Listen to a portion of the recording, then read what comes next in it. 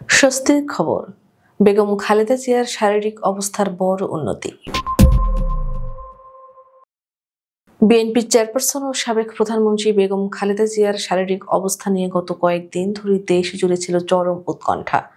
তবে অবশেষে মিলল বড় স্বস্তির খবর। গত 2 সপ্তাহ ধরে রাজধানীর এভারকেয়ার হাসপাতালে চিকিৎসাধীন বেগম জিয়ার শারীরিক অবস্থার উল্লেখযোগ্য উন্নতি হয়েছে।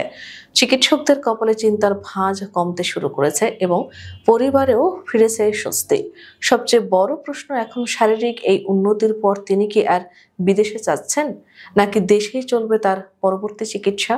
আজকের ভিডিওতে আমরা জানাবো মেডিকেল বোর্ডের সর্বশেষ রিপোর্ট, এয়ার অ্যাম্বুলেন্সের প্রস্তুতি এবং চিকিৎসকদের চূড়ান্ত সিদ্ধান্তের বিস্তারিত।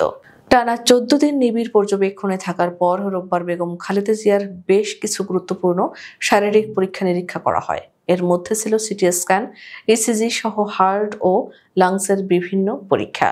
মেডিকেল বোর্ড সূত্রে জানা গেছে, এই সবকটি পরীক্ষার রিপোর্টই সন্তোষজনক এসেছে। চিকিৎসকরা জানিয়েছেন, আগের তুলনায় তার স্বাস্থ্যের বিভিন্ন প্যারামিটার এখন অনেক বেশ স্থিতিশীল এবং উন্নতির ধারায় রয়েছে।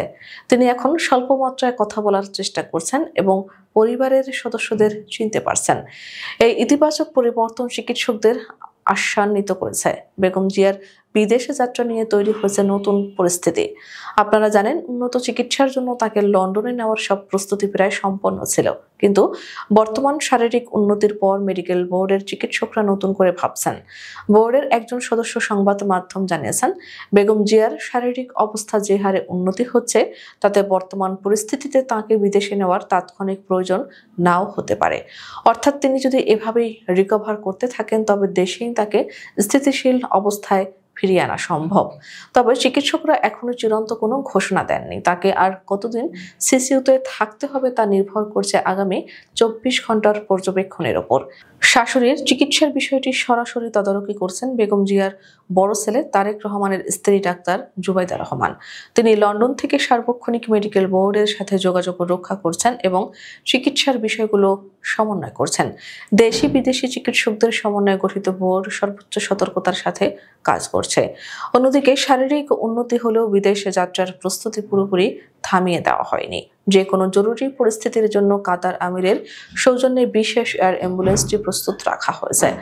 বাংলাদেশ সিভিল এভিয়েশন অথরিটি বা বেবিচক ইতিমধ্যেই নিশ্চিত করেছে যে মঙ্গলবার সকাল 8টায় এয়ার অ্যাম্বুলেন্সটি ঢাকায় অবতরণ করবে এবং এদিন রাত 9টায় উড্ডয়নের অনুমতিও দেওয়া আছে। অর্থাৎ যদি চিকিৎসকরা শেষ মুহূর্তে মনে করেন তাকে বিদেশে নেওয়া প্রয়োজন, তবে মঙ্গলবার রাতেই তাকে নিয়ে বিমান উড়াল দিতে পারবে।